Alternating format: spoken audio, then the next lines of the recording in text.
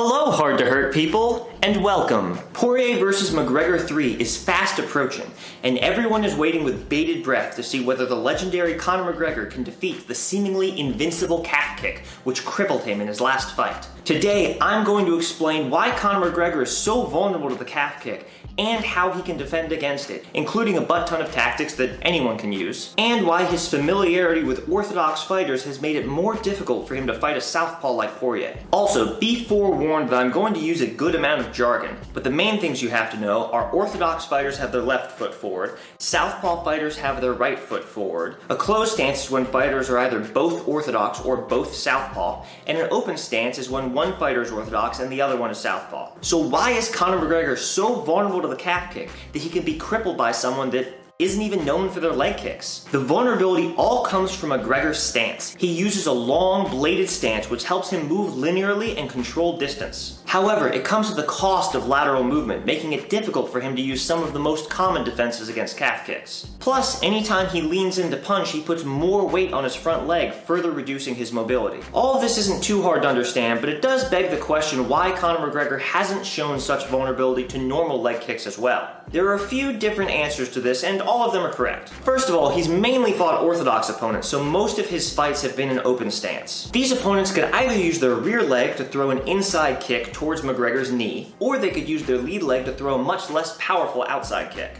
Neither of these options are terribly appealing, so McGregor hasn't had to deal with it very much. Dustin Poirier is the first opponent to identify that McGregor is exceptionally vulnerable to a calf kick from a closed stance, and he used it to devastating effect. McGregor was unable to defend against it, partly because he'd rarely had to defend against it before. He had dealt with it in training, but in a light sparring session, it's hard for him to understand the urgency of dealing with the calf kick. I've got endless hours of footage of sparring on my phone where we'd southpaws throw that kick, but you don't respect it as much when you don't feel it. We pride ourselves on our simulation fights we have in the gym all the time, but they're safe. You have to be safe, otherwise the athlete can't make it to the arena.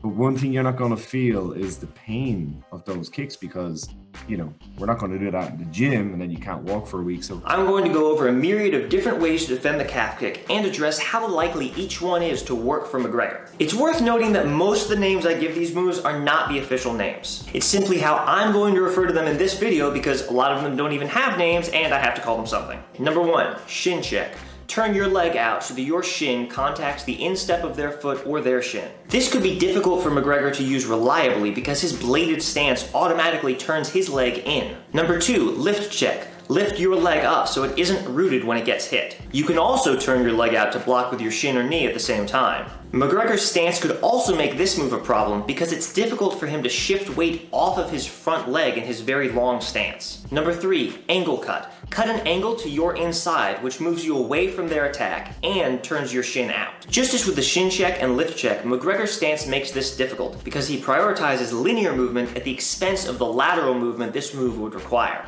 Number 4, Spinning Backfist. Pick up your leg slightly to move with their attack in order to use that momentum for a spinning back fist. This one is very cool looking, but McGregor might not want to risk repeatedly exposing his back to someone like Poirier, who definitely wants to take him down. He might land it, but I'm not sure the risk to reward ratio justifies trying. Number 5, Inside Flick. Pull your foot up towards your face to attempt to get your calf completely out of the way of their kick. Full disclosure, I don't really like this one because I feel like if their kick contacts my foot at all, I'm gonna fall down. Therefore, this move might not be the best option for McGregor because of the risk of falling down and having Poirier jump on top of him and stay there. Number 6, Leg Catch. Scoop up their leg with your lead hand in order to throw off their aim and threaten a takedown. McGregor did manage to use this move somewhat reliably in his last fight, but at that point it was too little too late. His leg had already taken a large amount of damage. However, this is something that he's clearly capable of doing and he's probably busy perfecting it for his upcoming fight. The disadvantage of this move is that it's difficult to use without keeping the lead hand low. This will change the trajectory of McGregor's jab, and it'll force him to rely more on head movement for defense because his lead hand won't be there to block. Number 7, Circle Parry.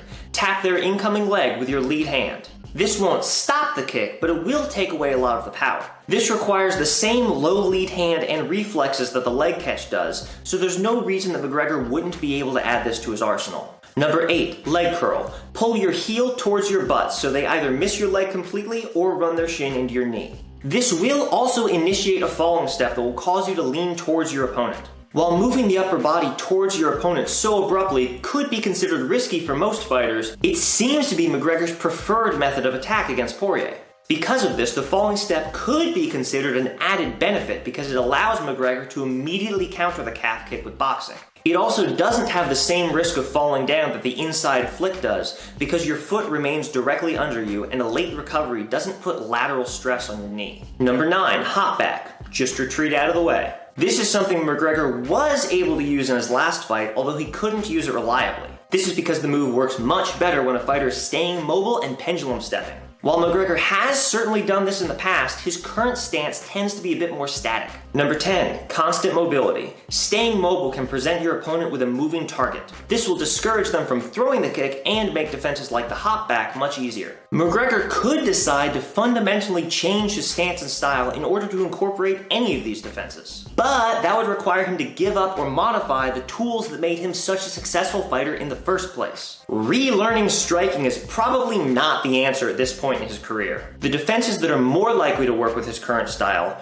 are the leg catch, the circle parry, and the leg curl. If he also wants to incorporate more energetic footwork, then that constant mobility in combination with the hop back could add extra layers to his defense at the risk of draining his cardio. Ultimately, all of these defenses are going to have some sort of cost to them, but training a handful of these defenses should allow him to choose the best option depending on what happens in the fight. Now, southpaws present a unique challenge to McGregor compared to orthodox opponents. In fact, 2 of his 3 UFC losses have been against southpaws. The biggest problem is, of course, calf kicks, but there are others, including probing with his lead hand, how he uses head movement, and his over-reliance on his straight left. McGregor's style relies heavily on distance management. One of the primary ways he measures this distance is with an extended lead hand, which allows him to engage in the lead hand fight indicative of open stances while keeping the fight at an even longer range. When his opponents rush in, his lead hand allows him to post, judge their intentions, and measure the distance for his straight left. In a closed stance, a perpetually extended lead just kind of opens you up for jabs and overhands. An extended lead does have uses in closed stance, but they're different uses and you have to know how to apply them.